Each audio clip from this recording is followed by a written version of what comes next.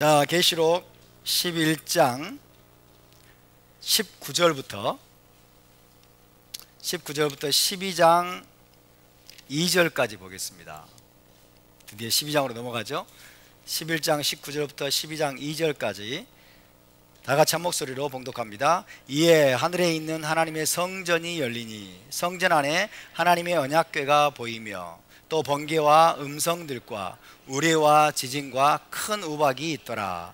하늘에 큰 이적이 보이니 해를 옷 입은 한 여자가 있는데 그 발 아래에는 달이 있고 그 머리에는 12별의 관을 썼더라. 이 여자가 아이를 베어 해산하게 되매 아파서 애를 쓰며 부르짖더라. 아멘. 자, 이번 주 토라 포션은 민수기 6번째이자 총 39번째 파라샤였던 후카트였습니다. 후카트. 함께 다시 한번 해보겠습니다. 후카트. 그리고 오늘 계시록 강의는 138번째 시간이 되겠습니다. 지난주에는 바리새인들의 교리 중에 하나인 의인의 상급과 악인의 심판에 관해서 살펴보았습니다. 의인의 상급과 악인의 심판. 의인은 반드시 상급을 받을 것이고 악인은 반드시 심판을 받을 것이다 라는 것이 바리새적인 교리입니다. 하나님은 완전한 공의와 정의의 하나님이시기 때문에 악인의 죄악과 의인의 선행을 그냥 넘어가실 수 없는 분이십니다.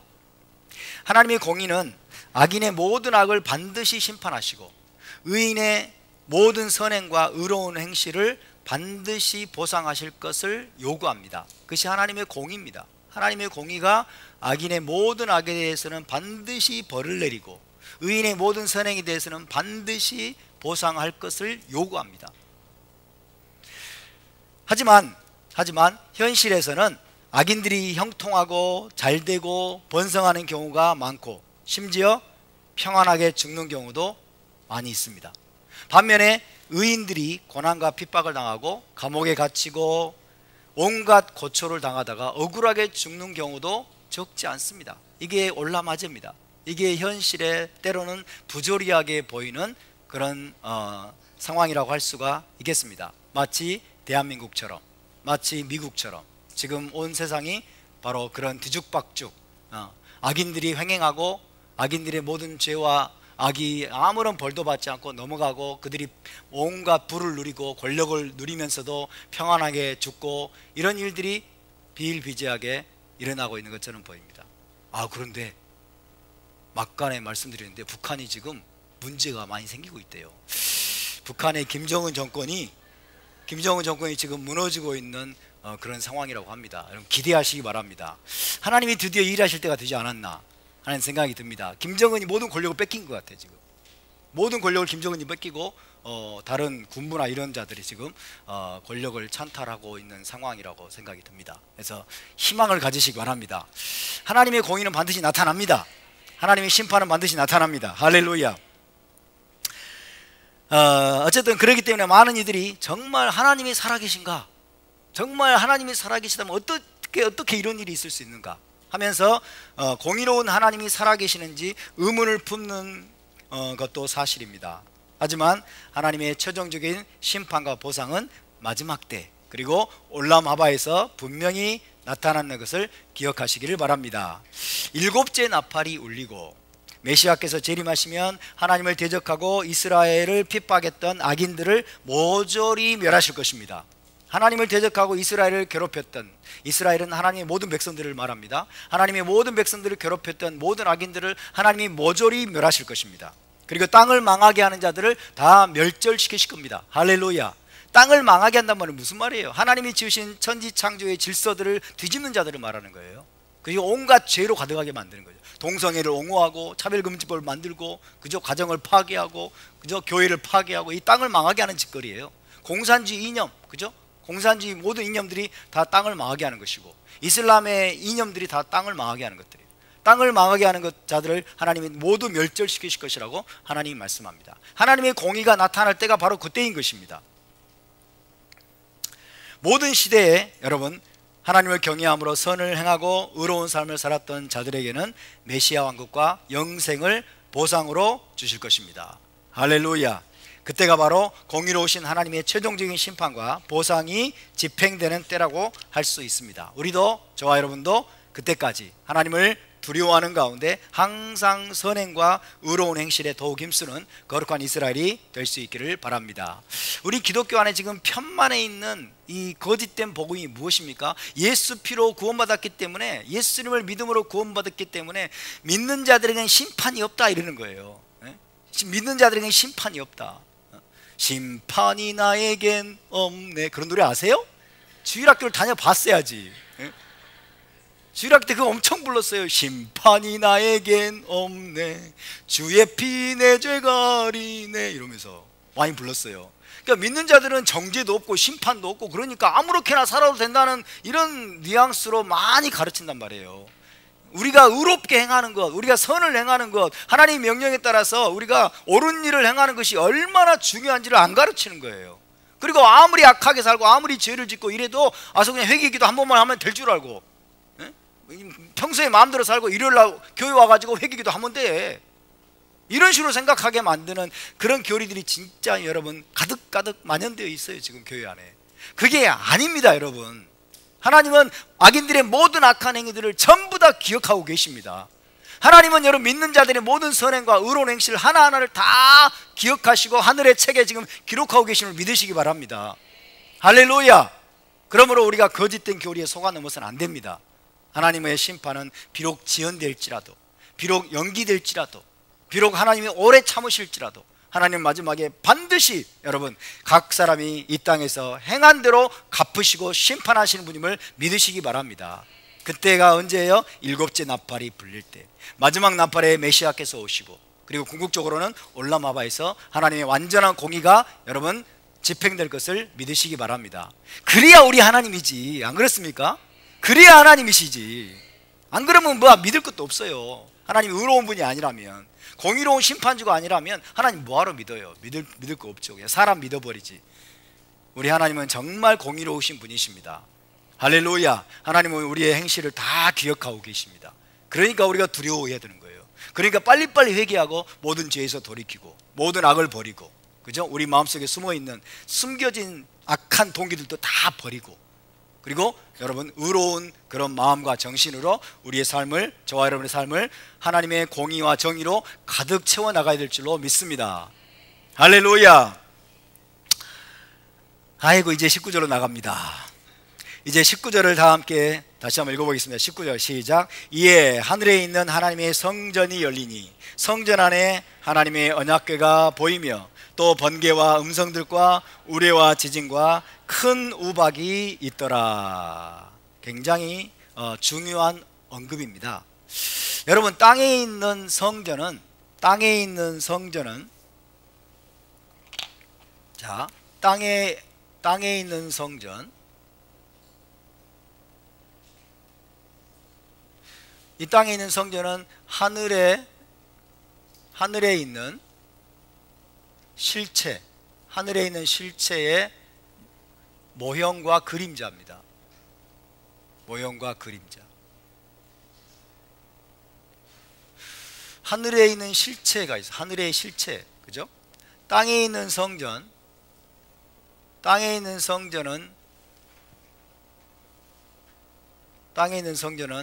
자,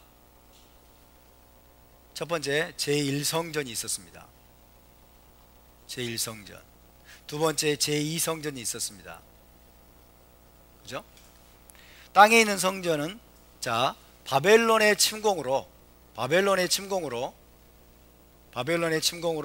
제1성전이 파괴되었습니다. 제1성전이 파괴되었어요. 땅에 있는 성전은 파괴됐습니다. 제2성전은 로마에 의해서 또 제2성전이 파괴되었습니다. 땅에 있는 성전은 모두 파괴되었어요. 모두 파괴되었고, 지난 거의 2000년 동안은 이 땅에 성전이 없는 상태에서 2000년 동안이 지금 존속이 되어 왔습니다. 땅에 성전이 없는 시대가 되었던 것이에요. 그죠? 땅에 있는 성전 이렇게 둘 차례에 걸쳐서 바벨론에 의해서 로마에 의해서 땅에 있는 성전은 다 파괴되었습니다. 사도 요한계시록의 모든 계시들을 하나님께로 받았을 때에는 이미 이 땅의 성전이 파괴된 지 20년 정도가 지난 시점이에요. 그죠? 성전이 다 파괴돼 버렸어요. 성전이 다 없어져 버렸어요. 그러나 중요한 건 뭡니까? 하늘에 있는 원본, 하늘에 있는 실체는 결코 파괴될 수도 없고 더럽혀질 수도 없다는 것을 기억해야 됩니다. 할렐루야. 그래서 하나님은 결코 파괴될 수 없고 더럽혀질 수 없는 하늘에 있는 실체, 하늘에 있는 원본, 그 하늘의 성전을 지금 사도 요한에게 보여주시는 거예요. 그래서 하늘의 성전이 열리니, 그런 말씀이 여기서 지금 나오고 있습니다. 하늘의 성전이 열리니. 그래서 하나님의 성전이 지금 19절에서 언급이 되고 있는데 24장로의 경배가 끝날 무렵에 하늘에 있는 성전이 열리는데, 하늘에 있는 성전이 열리니 그 다음에 성전 안에 뭐가 보이며 하나님의 언약궤가 보이며 있어요. 따라서 언약궤, 이게 중요합니다. 언약궤. 하늘의 성전, 하늘에 있는 실체인 성전을, 하늘의 성전을 하나님께서 쫙 열어주십니다. 열어서 요한에게 보여주십니다. 그 보여주시는 중요한 목적은 뭐예요? 언약궤를 보여주시기 위함이에요. 성전에서 가장 중요한 물건이 뭘까요? 언약궤입니다. 땅에 있는 성전에서도 가장 깊은 곳에 가장 중요하게 여러분 안치되어 있는 물건이 언약궤죠. 하나님의 언약궤를 지금 보여주시기 위해서 하늘 성전을 지금 열어주고 계시는 거예요. 근데 사도 요한의 입장에서 한번 보세요. 사도 요한의 입장에서 언약궤를 못 본지, 사도 요한은 언약궤를 실제로 구경을 했을까요? 못 했을까요? 사도 요한은 언약궤를 구경해 본 적이 없어요. 언약궤를 본 적이 없어요. 왜 언약궤를 본 적이 없을까요? 네? 제사장이 아니었기 때문에. 제사장도 언약궤를 볼 수 있을까요? 일반 제사장도 언약궤를 아마 구경을 못 할 거예요. 평생 동안. 그렇지 않습니까? 언약궤를 구경할 수 있는 사람은 누구밖에 없어요? 대제사장 한 사람밖에 없어요. 그것도 1년에 딱 한 번. 왜? 언약궤가 어디에 있기 때문에. 언약궤가 지성소, 그죠? 성전 가장 깊은 곳 지성소에 있기 때문에 언약궤를 볼 수 있는 사람은 아무도 없어요. 그 대제사장 한 명을 제외하고는. 그런데 더 놀라운 건 뭐냐면요, 이 언약궤는 누가 만들었을까요? 언약궤는 성막을 위해서, 그죠? 성막을 위해서 누가 만들었을까요? 부살렐이 만들었어요. 모세의 명령으로 부살렐이 만들었습니다. 그죠? 성막의 지성소에 안치하기 위해서 모세의 명령으로 부살렐이 만들었어요. 언약궤. 자, 이 언약궤가, 그래서 언약궤가 성막에 안치가 되었고 나중에는 솔로몬 성전에 안치가 되었어요. 솔로몬 성전이 지성소에 안치가 되었는데 문제는 BC 6세기경에 언약궤가 상실되어 버렸어요. BC 6세기경에 언약궤를 잃어버렸어요. 언약궤가 사라져 버렸어요. 어디로 갔을까요? BC 6세기 언약궤가 사라져 버렸어요. 유대 전승에 따르면 바벨론 침공하기 전에 선지자 예레미야가 언약궤를 가져다가 어딘가에 숨겼다라고 기록이 되어 있습니다. 선지자 예레미야가 바벨론이 언약궤를 훔쳐가지 못하도록 바벨론 침공하기 전에 언약궤를 가지고 어디론가 가지고서 숨겼다. 이렇게 유대인들은 그렇게 지금 알고 있습니다. 그 어딘가가 어디냐? 어떤 기록이 따르면 누보산에 숨겼다. 누보산에 숨겼다라는 기록도 있습니다. 그러나 확인된 바는 없습니다.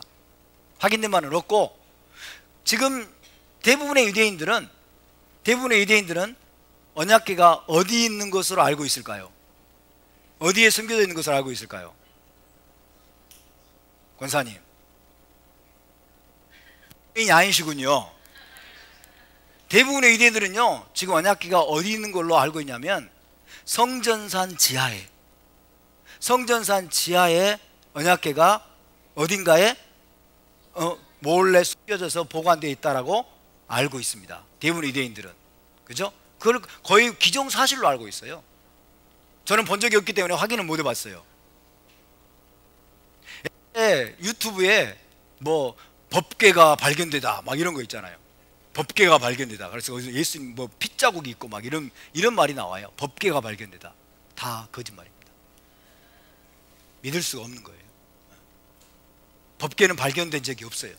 언약궤는 BC 6세기에 잃어버려진 바 되어서 뭐 예레미야가 숨겼는지 모르겠지만은 어쨌든 유대인들은 그렇게 알고 있습니다. 잃어버려진 바 되어서 그 이후로 언약궤는 발견된 적이 없습니다. 사라져 버렸어요. 그리고 한 가지 더 중요한 것은 뭐냐면 이제 제2성전에 스룹바벨 성전, 헤롯 성전으로 알려진 제2성전의 지성소에는 언약궤가 없었습니다. 아시겠죠? 지성소에는 언약궤가 없었어요. 처음부터 스룹바벨 성전에도 없었고 그 다음에 헤롯 성전에도 언약궤가 없었어요. 언약궤가 제 성전이 지속이 됐어요. 성전 기능이 지속이 됐던 거죠. 이거는 굉장히 안타까운 일입니다. 굉장히 안타깝고 가슴 아픈 일이 아닐 수 없습니다. 언약궤가 6세기경에 잃어버려진 바 되고 BC 6세기경에 사라져버리고 그리고 그 이후로는 발견된 적이 없다 하는 겁니다. 이 언약궤 안에는 뭐가 들어있을까요? 이 언약궤 안에 뭐가 들어있죠? 언약의 돌판, 그죠? 언약의 두 돌판이 들어있어요. 언약의 두 돌판. 언약의 두 돌판은 토라를 말합니다. 토라, 십계명이 적혀있는 토라의 두 돌판이 이 언약궤 안에 들어있습니다. 자, 그렇다면 지금 유대인 공동체가 언약궤를 잃어버렸어요. 유대인 공동체가 토라를 잃어버렸어요. 이것은 정확하게 유대인 공동체의 영적인 상황을 그대로 보여주고 있다고 말할 수 있어요. 현재 유대인들이, 대부분의 유대인들이 언약궤를 잃어버린 거예요. 언약을 잃어버린 거예요. 토라를 잃어버린 거예요. 지금 이게 유대인 공동체의 영적인 실상입니다. 소수의 20% 이하의 정통파, 초정통파 유대인들을 제외하고는 토라와 무관한 삶을 삽니다.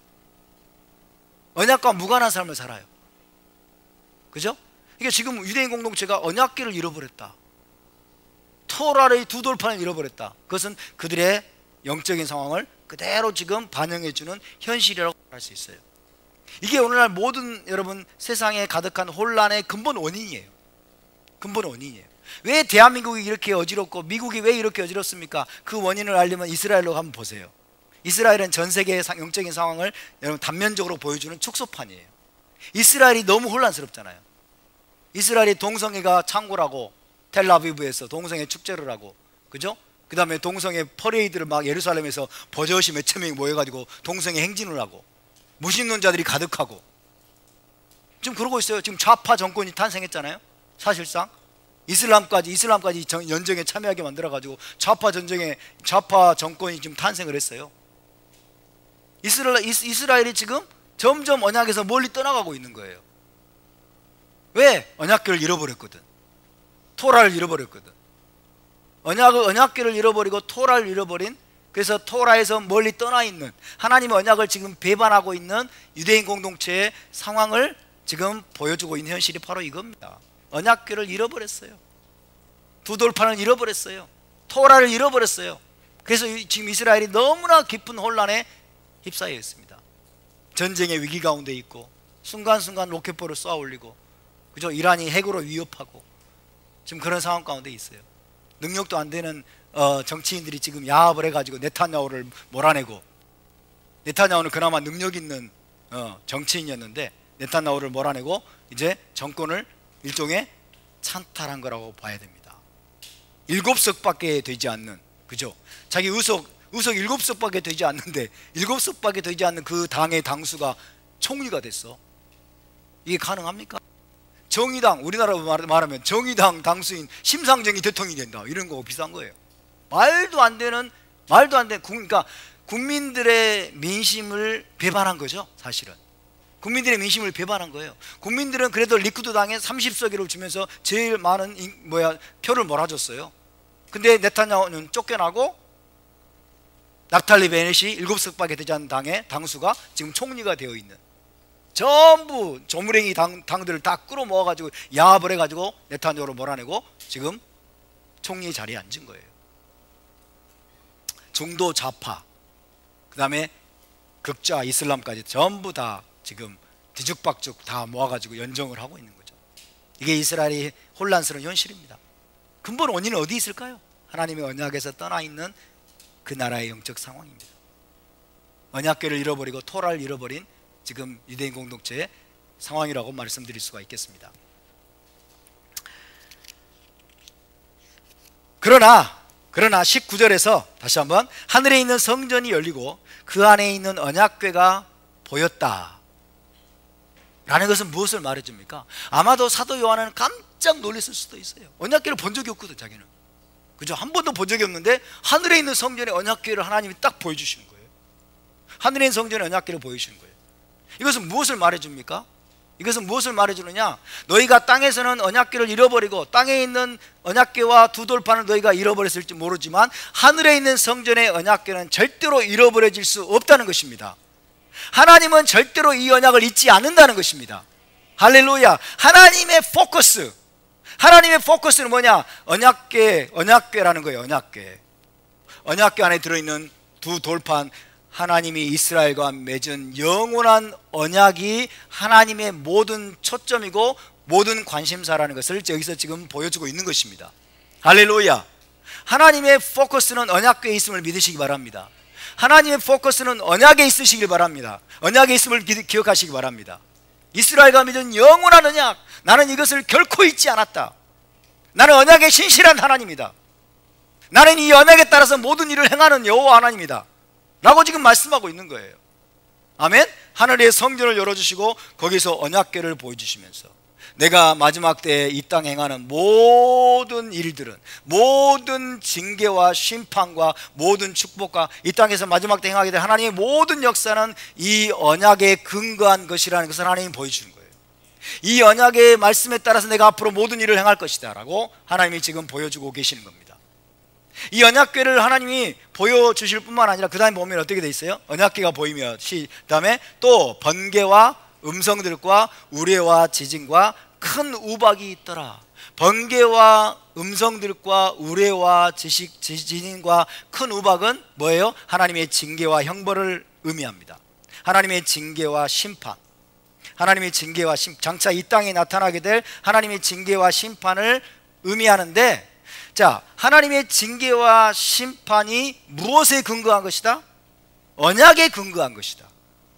언약에 따라서, 그죠? 언약에 따라서 이스라엘과 열방을 향한 하나님의 징계와 심판이 이 땅에 임할 것을 하나님이 말씀해 주고 있는 거예요. 할렐루야. 하늘의 성전이 열리고 있습니다. 그리고 거기에 언약궤가 있습니다. 성전의 가장 중심인 하나님이 가장 소중하게 여기는 그 언약궤를 사도 요한에게 보여주십니다. 이 언약궤는 언약을 상징하고 이스라엘과 맺은, 그리고 인류와 맺은 영원한 언약을 하나님이 얼마나 소중히 여기시는지, 그리고 하나님은 그 언약을 절대로 잊지 않으시고 그 언약이 지금도 풀가동 상태라는 사실을 하나님이 보여주시는 겁니다. 하나님 편에서 지금 하나님이 인류와 맺은, 이스라엘과 맺은 언약은 지금도 풀가동 상태예요. 아멘. 풀가동 상태라는 것을 잊지 말아야 됩니다. 할렐루야. 하나님은 절대로 언약을 저버리지 않으십니다. 인간은 언약을 잊어버립니다. 약속해놓고 잊어버리죠.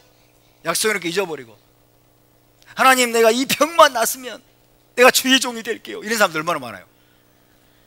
이 병만, 하나님 내 아들 이 병만 고쳐주시면 이 아들을 하나님께 드릴게요.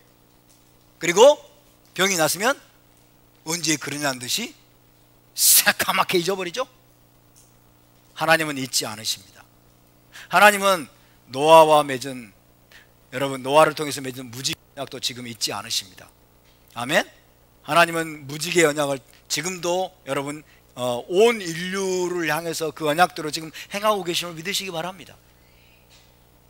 이스라엘과 맺은 영원한 언약, 모세와 맺은 언약, 다윗과 맺은 언약, 그 모든 언약을 하나님은 지금도 생생하게 기억하시고 그 언약에 대한 열심으로 모든 일을 행하시는 거예요.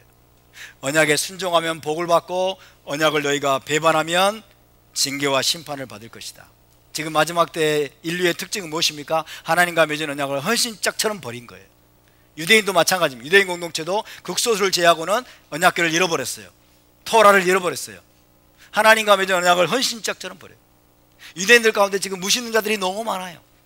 무신론자, 그리고 이단 종교에 빠진 자들 또 많습니다. 유대인 공동체가 전체적으로 언약궤를 버린 거예요. 언약을 버린 거예요.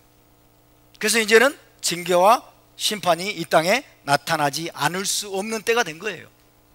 왜? 그것이 언약의 조건이기 때문에, 언약의 패키지 안에 그것이 들어있기 때문에. 할렐루야.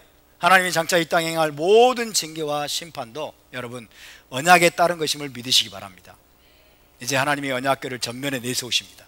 하늘 성전을 열어주시고 언약궤를 전면에 내세우시고, 이제 마지막 때가 되면 내가 이 언약대로 이 세상을 심판할 것이다. 이스라엘을 징계하고 심판할 것이다 라고 지금 말씀하고 있는 거예요. 이해되시면 아멘. 그럼 우리는 어떻게 해야 됩니까? 저와 여러분은 어떻게 해야 될까요?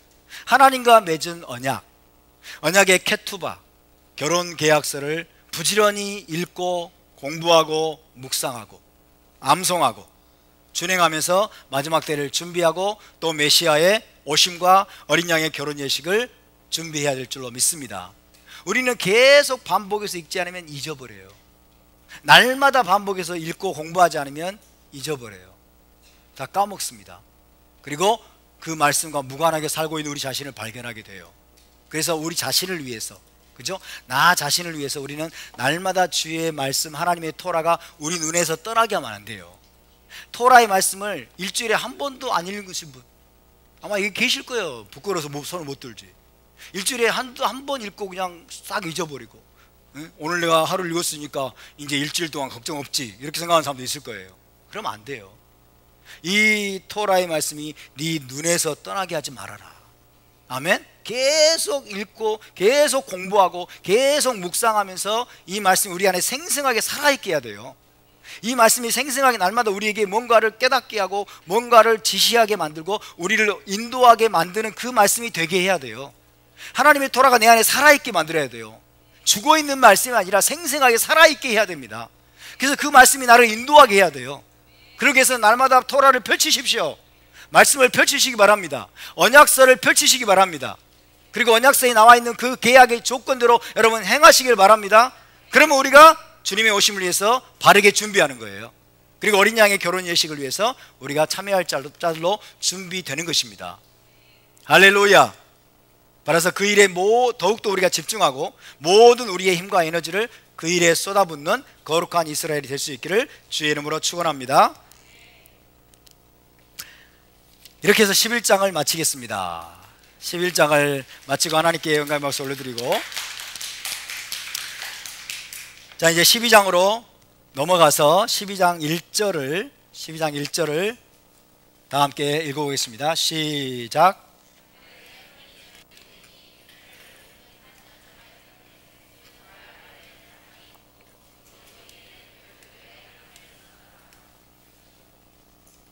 네, 1절만. 하늘에 큰 이적이 보이니 해를 옷 입은 한 여자가 있는데 그 발 아래에는 달이 있고 그 머리에는 12별의 관을 썼더라. 자 이제 12장 새로운 내용이 전개가 됩니다. 새로운 내용이 전개가 되는데, 자 계시록을 우리가 다시 한번 계시록의 구조를 이해하기 위해서 다시 한번 상기시켜 드리기 위해서 잠깐 말씀을 드리겠습니다. 계시록은 7개의 가지로 구성된 미니 메노라, 7개의 가지로 구성된 이 미니 메노라라고 합니다. 작은 메노라, 하나, 둘, 셋, 넷, 다섯, 여섯, 일곱이죠. 7개의 가지로 구성된 이 미니 메노라가 7개 있어요. 7개. 그죠? 미니 메노라가 7개가 있는 구조로 되어 있습니다. 미니 메노라. 자, 첫 번째 미니 메노라는 7편지라고 그랬죠. 7편지. 일곱 편지는 2장과 3장입니다. 2장과 3장. 첫 번째 나오는 미니 메노라는 일곱 편지다. 두 번째 미니 메노라는 뭘까요? 일곱 인이다. 그렇죠? 일곱 인. 처음 들으십니까? 에? 처음 들으신 것처럼 이러고 있으세요? 어? 일곱 인은 6장이죠. 그죠? 세 번째는 뭡니까? 일곱 나팔. 일곱 나팔은 8장, 9장, 11장에 있습니다. 네 번째는 뭘까요? 일곱 우레. 일곱 우레는 10장. 다섯 번째는 뭘까요? 일단 일곱 하세요. 일곱. 일곱. 다섯 번째는 일곱 악의 제국입니다. 일곱 악의 제국. 일곱 악의 제국은 13장. 여섯 번째는 뭘까요? 일곱 빨리 하세요. 일곱. 일곱 천사의 선포. 일곱 천사의 선포는 14장 6절에서 20절. 일곱 번째는 뭘까요? 일곱 대접. 16장.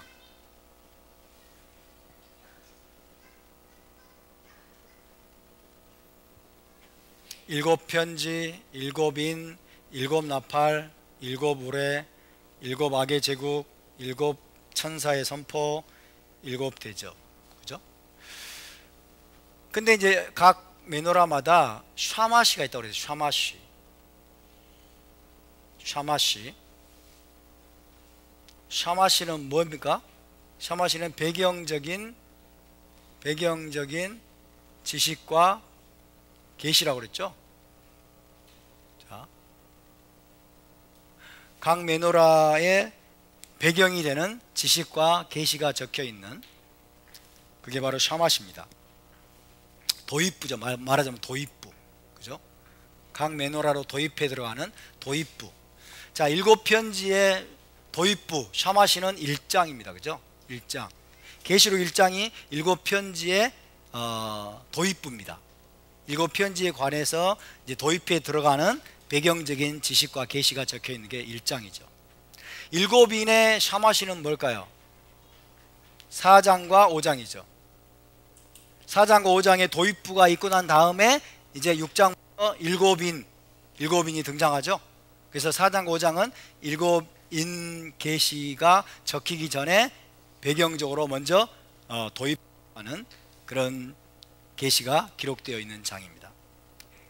일곱 나팔의 샤마시는 뭘까요? 7장이죠. 그죠? 7장. 14만 4천 그리고 보좌 앞에 선 허다한 무리들. 이게 이제 7장입니다. 7장이 도입부예요. 그리고 8장, 9장, 11장이 나오죠. 일곱 우레는 도입부가 따로 없습니다. 그냥 자기가 도입부예요. 자기가. 일곱 우레. 일곱 악의 제국 13장. 일곱 악의 제국을 이제 도입해 들어오기 위해서 설명하기 위해서 사전에 미리 게시되고 있는 내용이 몇 장일까요? 12장이 되겠습니다. 12장. 그래서 우리가 지금 공부하는 부분들은 이 부분이 이제 그죠? 12장의 도입부를 통과해서 일곱 악의 제국이라고 하는 이제 미니 메노라의 내용을 공부하게 될 것입니다. 그 다음에 일곱 천사의 선포 14장 6절에서 20절. 이것은 샤마시 도입부가 14장 1절에서 5절입니다. 14장 1절에서 5절. 그리고 일곱 대접에 해당하는 도입부는 15장이 되겠습니다. 15장.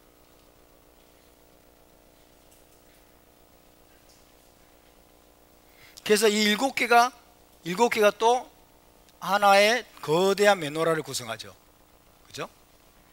그래서 계시록은 한마디로 말해서 하나의 거대한 메노라예요.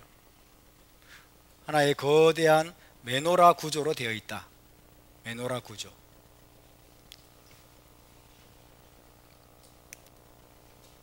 계시록의 구조가 바로 이렇습니다. 77777, 그죠? 일곱인, 일곱 편지, 일곱인, 일곱 나팔, 일곱 우레, 일곱 악의 제국, 일곱 천사의 선포, 일곱 대접. 이것이 또 하나의 메노라를 거대한 메노라를 구성하죠. 하나의 거대한 메노라의 구조로 이루어진 굉장히 지극히 히브리적이고 유대적인 묵시문학이에요. 굉장히 히브리적이고 유대적인 묵시문학. 사도 요한이 기록한 묵시문학이 바로 이 계시록이라고 할 수 있습니다. 그렇기 때문에 이 히브리적이고 유대적인 이 묵시문학을 우리가 바르게 이해하기 위해서는 어떻게 해야 돼요? 토라와 선지서에 대한 깊은 이해가 있어야 돼요. 토라와 선지서가 밑바탕에 잘 깔려 있어야 돼요. 토라와 선지서에 대한 히브리적인 이해가, 히브리적인 관점으로 토라와 선지서를 이해하는 그 이해가 우리 안에 잘 다져져 있어야 돼요. 그래서 계시록의 말씀과 타나크, 토라와 선지서의 말씀을 잘 연결할 수 있는 그런 능력과 그런 안목이 우리 안에 있게 되면, 그럴 때 이 계시록을 우리가 제대로 해석할 수가 있고 제대로 이해할 수가 있게 되는 것입니다.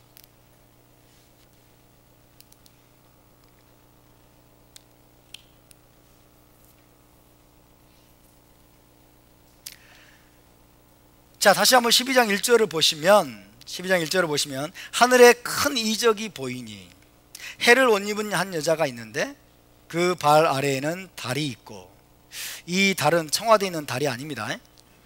아시겠죠? 그 발 아래에는 달이 있고 그 머리에는 12별의 관을 썼더라. 이렇게 되어 있습니다. 자, 1절에서 이 사도 요한이 하늘에 뭘 보았다? 하늘에 뭐가 보인다? 큰 이적이 보인다 그랬어요. 큰 이적을 보았어요. 큰 이적. 이적 그러면 뭐가 생각나세요? 어떤 느낌이 드세요? 이적 그럼 다른 말로 바꾸면 뭐가 될까요? 기적, 그러죠? 기적. 그죠? 여기서는 기적이 아닙니다. 그러니까 이 번역이 별로 바람직한 번역이 아니에요. 큰 이적은 기적으로 치환할 수 있는 단어가 아니에요. 여기서는 이때 큰 이적이라고 하는 것은, 큰 이적을 히브리어를 보니까 이 큰 이적은 뭐냐면, 큰 이적은 오트가돌이에요. 오트가돌. 여기서 오트가돌. 네. 오트가돌이에요. 오트가돌. 그러니까 이거는 뭐냐면 큰 표징입니다. 큰 표징. 기적이라는 의미가 아니에요. 하나님이 뭐 산을 옮기고 막 이게 기적이잖아요. 죽은 자가 막 일어나고 이게 기적이잖아요. 그런 기적이 아니라 하늘에 큰 표징이 보인다. 표적이 보인다. 표적. 그러니까 표적으로 바꿀 수 있습니다. 큰 표적. 오트가돌. 이 큰 표적이라 함은 무슨 뜻이냐면요, 이제 곧 지상에 뭔가가 일어날 것을 보여주는 초자연적인 징후나 징조를 말하는 거예요. 이 지상에서 뭔가가 일어날 것을 미리 알려주는 초자연적인 징후, 초자연적인 징조, 이걸 말하는 거예요. 이해되십니까? 하늘의 사인인 거예요. 하늘의 사인, great sign in the heaven, 이렇게 될 거예요. 하늘의 큰 징조 말이에요. 하늘의 큰 표징, 징조. 이 오트라는 단어는 샤밧을 표징으로 주신 것도 거기에 해당하는 단어예요. 오티레올람 기억나시죠? 오티레올람, 그죠? 샤밧은 뭐예요? 오트라는 거예요. 표징으로 주셨다. 영원한 표징으로 주셨다. 징조로 주셨다. 그런 거예요. 근데 샤밧이 기적은 아니잖아요. 그죠? 그래서 여기서 지금 사도 요한이 말하는 이 큰 이적, 큰 표적이라 하면, 다시 말씀드리면 이제 곧 지상에 뭔가가 일어날 것을 미리 알려주는 초자연적인 징후, 초자연적인 징조, 혹은 조짐, 이렇게 할 수 있겠죠. 초자연적인 징후나 징조를 보여줌으로써 지상에서 뭔가가 이루어질 것을, 뭔가가 일어날 것을 암시적으로 지금 메시지를 주는 거예요. 메시지. 블러드문, 이게 오트예요. 오트. 그죠? 해가 달이 핏빛으로 변하려니와, 핏빛으로 변한 블러드문은 뭐예요? 오트예요. 이거는 표징입니다. 징조입니다. 징조. 이제 장차 땅에 하나님의 심판이 있을 것을 미리 보여주는 표징인 거죠. 그와 같은 거예요. 그와 같은 거. 그래서 이 오트는 지상에 곧 뭔가가 일어날 것을 암시하고 보여주는 초자연적인 징조다라는 것을 기억하시면 되겠습니다. 그래서 하늘에 큰 이적이 보이니 이거를 잘 알아들어야 돼요. 이적, 기적이 아니고 오트 가돌. 여기서 오트 가돌. 그래서 고대인들은요, 하늘의 표징들이 땅에 어떤 변화가 임할 것이라는 메시지를 주는 것이라고 믿었습니다. 그죠? 하늘에 나타난 표징들은 땅에 뭔가가 일어날 것을 미리 전달해 주는 메시지다 라고 믿었어요. 예를 들면 예수와께서 탄생하실 즈음에 하늘에 뭔가 징조, 표징을 보고 찾아온 사람들이 있었죠. 동방의 박사들이에요. 그게 뭐예요? 하늘에 오트를 본 거예요. 오트. 그죠? 하늘에 큰 별이, 그죠? 밝은 별이 나타난 거예요. 이거는 징조다 이런 거예요. 이거는 이 땅에 뭔가가 심상치 않은 일이 일어났음을 보여주는 징조다. 그리고 그 징조를 따라서 베들레헴으로 온 겁니다. 이해되시죠? 이게 징조예요. 이게 고대인들의 사고예요. 고대인들의 사고. 지금도 물론 마찬가지입니다. 자, 여기서 사도 요한이 본 큰 표적은 마지막 때와 관련해서, 그리고 하나님의 구속의 역사와 관련해서, 마지막 때와 관련해서, 하나님의 구속의 역사와 관련해서 아주 중대한 일이 일어날 것을 보여주는 큰 징조라고 할 수 있겠습니다. 자, 다시 한번 마지막 때와 관련해서, 그리고 하나님의 구속의 역사와 관련해서 아주 중대한 일이 지상에서 일어날 것을 이제 그런 메시지를 전해주는 징조다. 아주 큰 징조다 라고 이야기할 수가 있겠습니다. 그게 바로 오트는 오트인데 오트 가돌이에요. 오트 가돌, 큰 표징입니다. 그죠? 중대한 일이 일어날 것을, 하나님의 구속의 역사와 관련해서, 또 마지막 때와 관련해서 중대한 일이 일어날 것을 미리 보여주는 큰 표징이다, 징조다라고 할 수가 있겠습니다. 요한이 보았던 큰 표징은 무엇이었습니까? 해를 옷 입은 한 여자였어요. 해를 옷 입은 한 여자가 징조예요. 한 여자의 모습이었는데, 그 여자는 해를 옷처럼 두르고 있고, 발밑에는 달이 있고, 머리에는 12별로 된 왕관을 쓰고 있었어요. 괴물이네.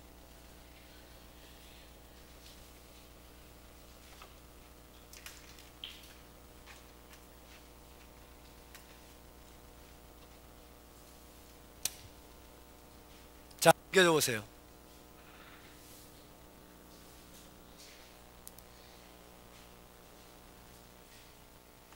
그림이 완벽하지가 않아요. 그림이 부족한 면이 너무 많습니다. 해를 옷처럼 입은 것 같아요? 좀 나아, 이게 그림이. 해를 옷처럼 입고 있는 여인. 면류관이 없네. 그죠? 부족해요. 여기 12별의 면류관. 그래, 좀 그렸네. 해를 옷처럼 좀 입은 것 같고, 달이 있어요. 그죠? 발밑에는 달이 있고, 해를 옷처럼 입고 있고, 12별의 면류관을 쓰고 있어요. 12별.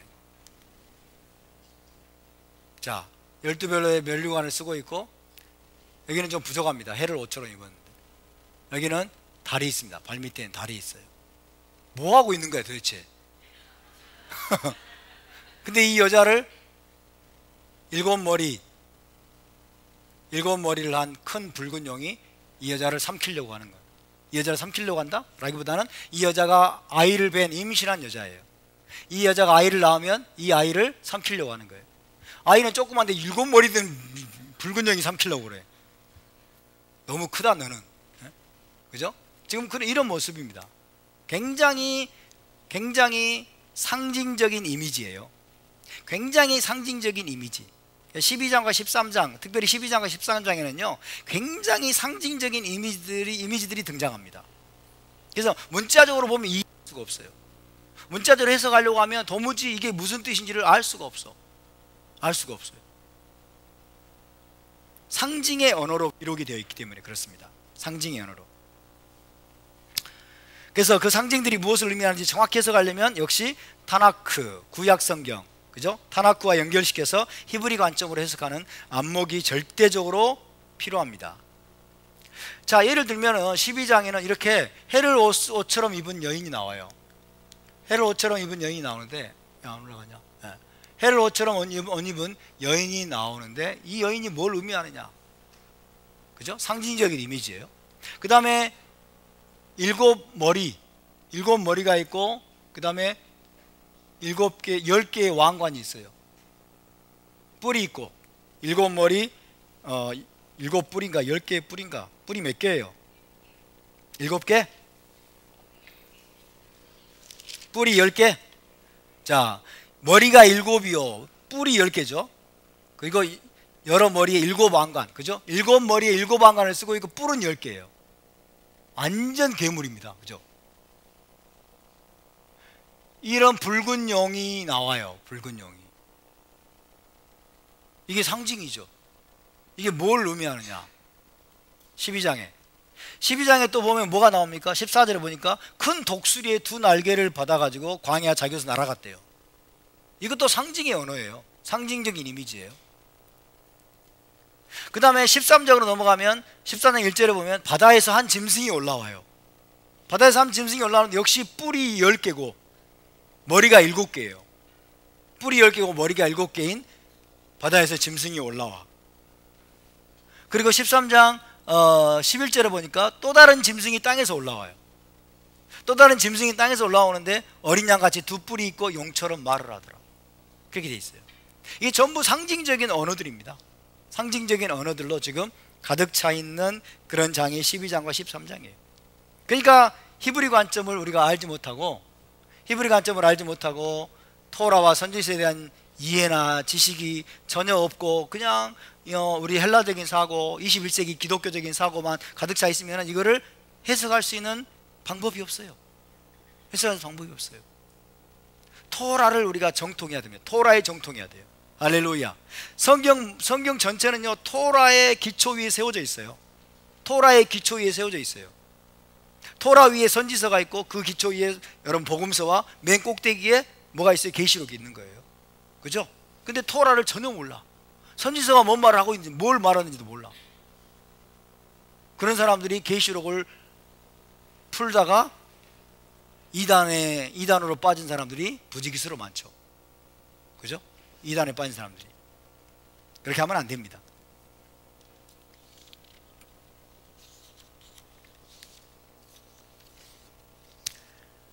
자, 그래서 12장부터는 이제 우리가 또 정신을 바짝 차려야 되겠습니다. 정신을 바짝 차려야 우리가 이 말씀들을 적절하게 바르게 해석할 수 있고, 그리고 이 말씀대로 우리가 마지막 때를 여러분 준비할 수 있을 줄로 믿습니다. 자, 다시 12장 1절을 보면 한 여자의 표징이 나오는데, 한 여자의 표징이 보이는데 해를 옷 입은 한 여자라고 되어 있어요. 해를 옷 입은 여자. 해를 옷 입은 한 여자라고 되어 있습니다. 정확히 묘사를 해보면 해를 옷처럼 두르고 있고 발 아래에는 달이 있으며 12별의 면류관을 쓰고 있는 여자의 모습입니다. 그리고 이 여자는 아이를 임신하고 있어요. 아이를 임신하고 있는데 해산할 때가 다가왔기 때문에 산통이 와서 애를 쓰면서 부르짖고 있었어요. 해산할 때가 다가왔어요. 그래서 산통, 그죠? 산통이 막 이제 생기면서 애를 쓰면서 부르짖고 있는 모습을 지금 보여주고 있습니다. 이 여자는 누구이고 이 표징은 무엇을 의미하는 것일까요? 자, 이런 묘사를 읽을 때 가장 먼저 떠오르는 말씀 있습니까? 가장 먼저 떠오르는 말씀 있습니까? 이 여자에 대한 묘사를 읽으면서 가장 떠오르는 타나크의 말씀 있습니까? 그냥 새카맣습니까? 네? 다니엘서 어디요?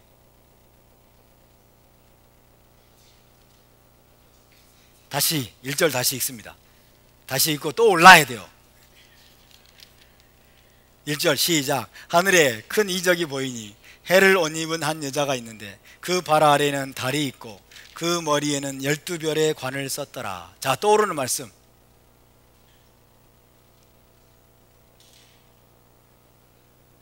크게. 요셉의 꿈. 빙고. 요셉의 꿈. 요셉의 꿈이 떠올라야 돼요. 저 해와 달과 별이잖아요. 해와 달과 12별 나오잖아요. 그죠? 요셉의 꿈을 지금 독자들에게 상기시키고 있는 거예요. 요셉의 꿈을 지금 기억나게 만드는 표현입니다. 오케이? 이렇게 여러분 타나크와 이 계시록이 굉장히 긴밀하게 연결되어 있음을 알아야 돼요. 요셉의 꿈이 생각나죠? 자, 요셉의 꿈으로 가봅시다. 창세기 37장. 요셉의 꿈은 정확히 말하면 해와 달과 11별이에요 11별인데 어쨌든 굉장히 유사합니다. 창세기 37장 9절입니다 요셉의 두 번째 꿈입니다. 첫 번째 꿈은 여기서는 상관이 없고 요셉의 두 번째 꿈 37장 9절 시작. 요셉이 다시 꿈을 꾸고 내가 또 꿈을 꾼즉 해와 달과 11별이 내게 절하더이다 하니라 그랬죠? 요셉이 두 번째로 꿈을 꾸고 아버지 야곱과 자기 형제들에게 이 꿈을 이야기합니다. 철없는 요셉 17살밖에 되지 않아가지고 철이 없어요. 그래가지고 아버지하고 형제들이 어떻게 생각할지도 잘 모르고 그냥 이야기하는 거예요. 내가 또 꿈을 꿨는데 해와 달과 11별이 나에게 절하더이다. 자, 한번 그려보겠습니다. 요셉이 여기 있다고 합시다. 요셉 요셉이 여기 있다고 하면 자, 하나 둘 셋 아니다. 먼저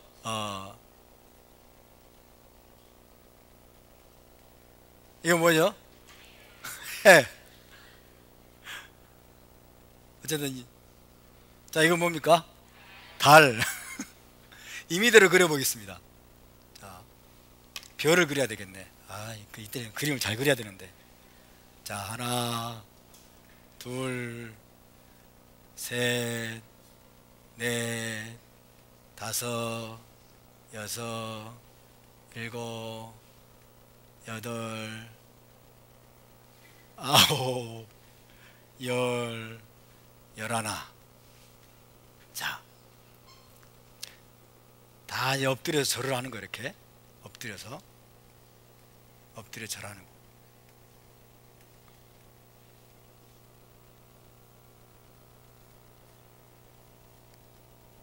달도 절하고 해도 절하고, 그죠? 해와 달과 11별이 내게 절하더이다 이렇게 이야기했어요. 해와 달과 11별이 내게 절하더이다 라고 하는 그 꿈 얘기를 듣는 순간 야곱과 11명의 형제들은 이 꿈이 무엇을 의미하는지를 알았을까요? 몰랐을까요?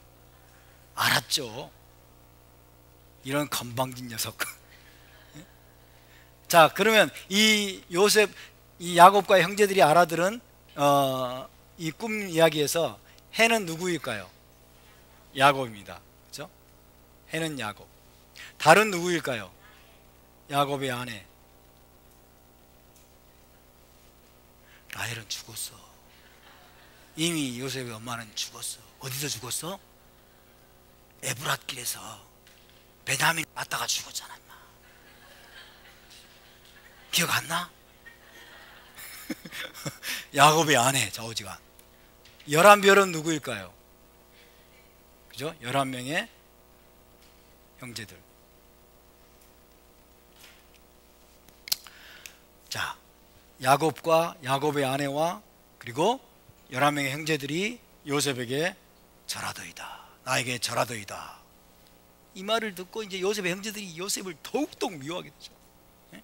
이런 건방진 녀석. 아버지가 채색옷을 입혀주니까 막 하늘 높은 줄 모르고, 예? 자기 아버지까지 막 엄마까지 지금 자기한테 절한다고 그러고. 근데 야곱은 뭐라 해요? 이 꿈이 범상치 않구나. 그죠? 그리고 그 꿈을 마음속에 간직해 두었다고 하죠. 이 꿈은 성취가 됐습니까? 안 됐습니까? 성취가 됐습니다. 그죠? 세월이 흘러서 요셉은 애굽의 노예로 팔려갔다가 나중에 어떻게 돼요? 애굽의 총리가 되죠. 그리고 그 후에 이제 야곱의 온 가족과 요셉이 재회를 하게 될 때 여러분 이 예언이 성취가 된 거예요. 맞습니까? 근데 온전히 성취된 것은 아니에요. 온전히 성취된, 부분 성취가 됐어요. 부분 성취. 이해되십니까? 부분 성취가 됐다는 말은 이것은 단순히 그 시대의 성취, 완전히 성취되는 꿈은 아니라는 거예요. 그 시대에 부분적으로 성취가 됐어요. 온전히 성취되지 않은 부분은 뭡니까? 네? 네?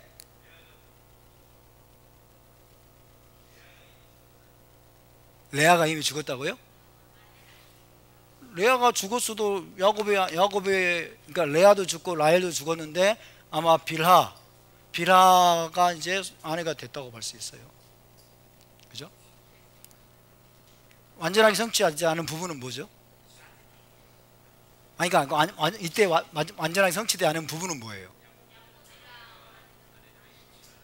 야곱은 절을 안 했어요. 야곱이 절했다는 부분 나와요? 야곱이 요셉에게 절을 안 했어요. 그렇죠? 그러니까 얼추 맞아요. 그죠? 얼추 맞는데 야곱은 절을 안 했어. 그러니까 성취된 건 맞는데 완전한 성취는 되지 않았다. 그러면 이것의 완전한 성취는 결국 이 꿈은 무슨 꿈이다? 메시아적인 꿈이다. 메시아적인 꿈이라는 걸 알 수 있습니다. 그럼 메시아적인 꿈이라면 이 여기 중간에 서 있는 이 인물은 누구일까요? 요셉은 자기인 걸로 착각했는데 이거 바로 메시아예요. 메시아. 그죠? 그리고 이제 요셉은 이 자리로 들어와야 되겠죠. 이렇게. 그래서 12별이 되는 겁니다. 그죠? 그래서 해와 달과 12별. 이것은 뭘 상징합니까? 온 이스라엘. 온 이스라엘. 이스라엘 12지파. 이스라엘 12지파가 장차 이스라엘이신 메시아께 엎드려 절하게 될 것이다 라는 것을 보여주는 예언적인 꿈이에요. 동의하시면 아멘. 메시아께서 오시게 되면 여러분 온 이스라엘이, 그죠? 온 이스라엘이 예수와께 엎드려 절하게 될 것입니다. 그분이 왕이시기 때문에. 할렐루야. 거기는 요셉도 예의가 없어요. 요셉 지파도 이 별 중 하나에 들어와야 돼요. 오케이? 그래서 해와 달과 12별, 이것은 뭘 의미하는 거예요? 온 이스라엘을 말하는 거예요. 이스라엘 12지파를 말하는 거예요. 이스라엘 12지파. 그러니까 자, 해를 옷으로 입고 있고, 그 다음에 머리에는 12별의 관을 쓰고 있고, 발밑에는 달이 있고, 이것은 뭐예요? 이 여자는 누구예요? 이스라엘인 거예요. 이스라엘. 그죠? 온 이스라엘로 대표되는 신부 이스라엘입니다. 신부 이스라엘. 오케이? 메시아의 신부이고 하나님의 신부인 이스라엘을 상징하는 여인이 바로 이 여자예요. 동의하시면 아멘.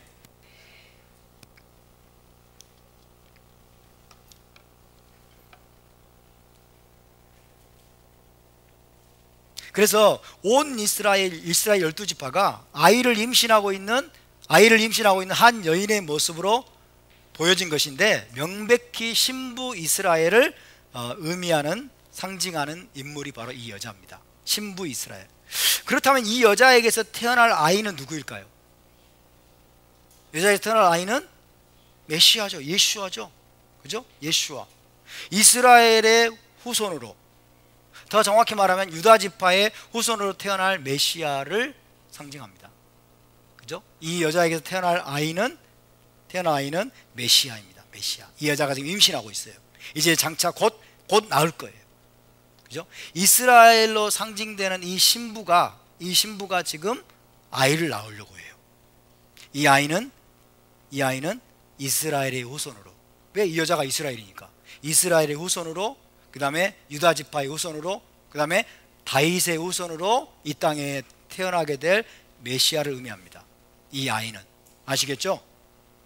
창세기 3장 15절을 보시면요, 창세기 3장 15절에서 하나님은 최초로 메시아께서 여자의 후손으로 오실 것을 말씀하고 있어요. 메시아께서 여자의 후손으로 오실 것이다. 여자의 후손? 여자의 후손도 있나? 남자의 후손 아닌가? 요렇게 이제 듣기 시작하면은 이제 뭐예요? 히브리적인 사고가 아닌 거예요. 이제 헬라적인 사고인 거예요. 그죠? 논리적으로만 사고하려고 그러고. 창세기 3장 15절 봅시다. 창세기 3장 15절에,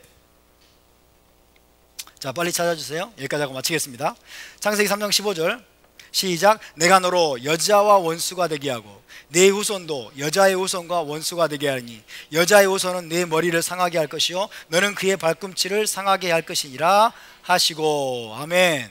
이 여자가 여기서 하나님 말씀은 여자는 누구예요? 이스라엘입니다. 이스라엘이에요. 그 여자의 후손은 누구예요? 메시아입니다. 메시아예요. 그러니까 사탄은 누구와 원수예요? 이스라엘과 원수예요. 내가 너로 여자와 원수가 되게 하고. 사탄은 이스라엘과 원수예요. 그죠? 내 후손도 여자의 후손과 원수가 되게 하리니. 이 여자의 후손이 누구예요? 메시아예요. 이스라엘의 후손으로, 이스라엘의 혈통에서 태어나신 분이 여러분 예수와를 믿으시기 바랍니다. 예수와는 유럽 사람이 아닙니다. 예수와는 헬라인이 아니에요. 예수와는 수염을 다 밀어버리고 아주 꽃미남이 아니에요.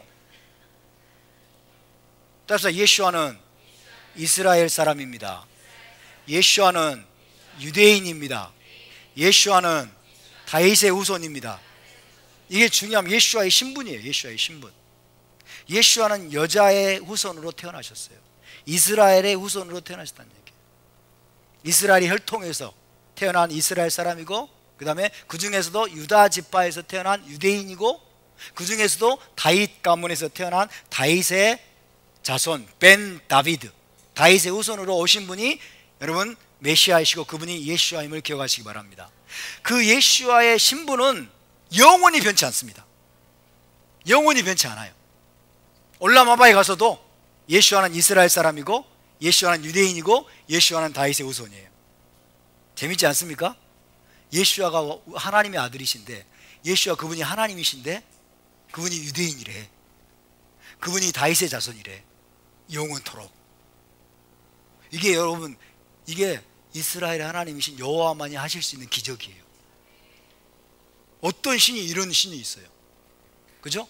온 우주의 왕이신데, 온 우주의 왕이신데 그분이 이스라엘 사람이고 그분이 유대인이야.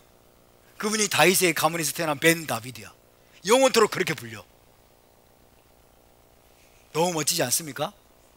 그러니까 이스라엘을 사랑해야 될까요? 말아야 될까요? 이스라엘을 무시하고 거부해야 될까요? 말아야 될까요? 지금 반이스라엘주의가 전 세계로 퍼져가고 있어요. 반유대주의가 전 세계로 퍼져가고 있어요. 미디어 때문에. 가자 지구에서나 전쟁 원인이 마치 이스라엘인 것처럼 온갖 거짓 선동을 하고 있어요. 이스라엘이 막 전쟁 범죄를 저지른 것처럼. 그러면서 미국에서 막 이스라엘 사람들을 공격하고, 반유대주의가 미국에서 극성적으로 좀 일어나고 있어요. 보통 문제가 아닙니다. 이게 지금 사탄이 준동하고 있는 거예요. 왜? 여자와 누가 원수예요? 사탄이 원수예요. 여자와 사탄이 원수예요. 지금 이 12장에서는 바로 그 모습을 보여주고 있는 겁니다. 여자가 보이고 여자의 후손이 보이고 그 다음에 사탄이 보이고 있는 거예요. 오케이? 오늘 여기까지 하겠습니다. 자, 함께 일어나서 기도합시다.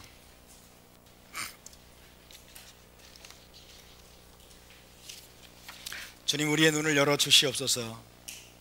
하나님의 말씀이 말씀하는 것이 무엇인지, 하나님이 당신의 백성을 훈련하고 당신의 백성에게 깨닫게 하시려고 하는 진리가 무엇인지 주님, 우리가 분명히 알기 원합니다. 우리의 신앙의 중심은 나가 되어서는 안 됩니다. 우리의 신앙의 중심은 내가 아니라 하나님이십니다. 내가 아니라 우리는 이스라엘 중심의 신앙을 가져야 됩니다. 이스라엘 중심의 신앙을 갖게 해주시옵소서. 이스라엘의 관점에서 우리가 하나님의 말씀을 이해하게 도와주시고, 이스라엘의 관점에서 이 시대의 징조들을 볼 수 있도록 눈을 열어주시옵소서. 우리가 진정한 이스라엘로 거듭나기를 원합니다.